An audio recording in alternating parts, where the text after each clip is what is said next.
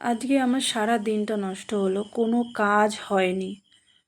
না, নার্সিংহোমে গিয়ে মায়ের রিপোর্টগুলো দেখিয়ে ভালোভাবে কথা বলা হলো, যে কারণে গেছিলাম, যে কত কি লাগবে না লাগবে। সারাদিন বসে বসে অপেক্ষা করে করে তারপরে আবার জিমেও যেতে পারিনি এইখানে বসে থেকে থেকে। তো যাই হোক, কী আর করব। তারপরে আবার কথাও হয়নি যেই কাজের জন্য গেলাম। স্যার তো উল্টো কথাই বলল। দেখা যাক কী হয়। তারপরে সকালবেলা যেমন আমি বাড়ি থেকে যখন বেরিয়েছি পুজো দিয়ে গেছিলাম। তো আমি নতুন করে গীতা পড়া শুরু করেছি। তো যাক, কে কী ভাববে আমি জানি না। তো আমি নতুন করে শুরু করেছি নিজের মনকে স্থির করার জন্য। আমি শুনেছি, অনেক ভিডিওতে দেখেছি, আর আমি কয়েকদিন ধরে পড়ছি। তো আমি আজকে ভিডিওটা করলাম, কারণ আমি দেখছিলাম যে আদৌ এটা সত্যি কিনা নিজে যাচাই করে। তারপরে যাই হোক, সত্যি কিন্তু এটা হয় যে নিজের মনকে স্থির করার জন্য গীতা পড়া, মালা জপা, এটা কিন্তু সত্যিই খুব মানে কাজ হয়।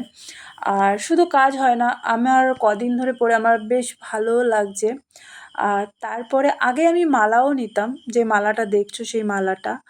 আর যে গীতাটা দেখছো এটা আমাকে দিয়েছে নদীয়ার নামহট্ট প্রচারক যে বাসুদেব প্রভু আছে, তো উনি আমাকে দিয়েছিলেন একটা অনুষ্ঠানে যাওয়ার পরে।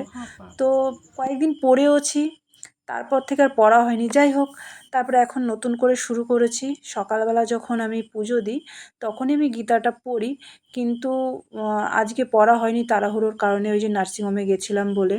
তারপরে বাড়ি এসে এই যে গীতা পড়ে আর মালা জপ করি। মালা জপটা আমি সন্ধেবেলায় সন্ধে দিয়ে তারপরেই করি ঠাকুরের সামনে বসে।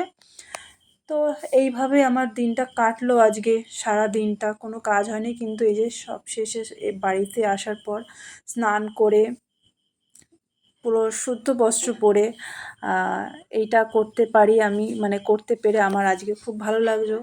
তো যাই হোক, তারপরে রাতে খাবার খেয়ে আমি ঘুমোতে চলে যাব। এখন ভয়েস ওভারটা দিচ্ছি, আর যেই কাজের জন্য গেছিলাম সেই কাজ তো হয়নি। দেখা যাক কত দূর এগোতে পারি, কাজটা কতটা ভালোভাবে করতে পারি। তো সবাইকে ভালো থেকো, শুভরাত্রি, গুড নাইট।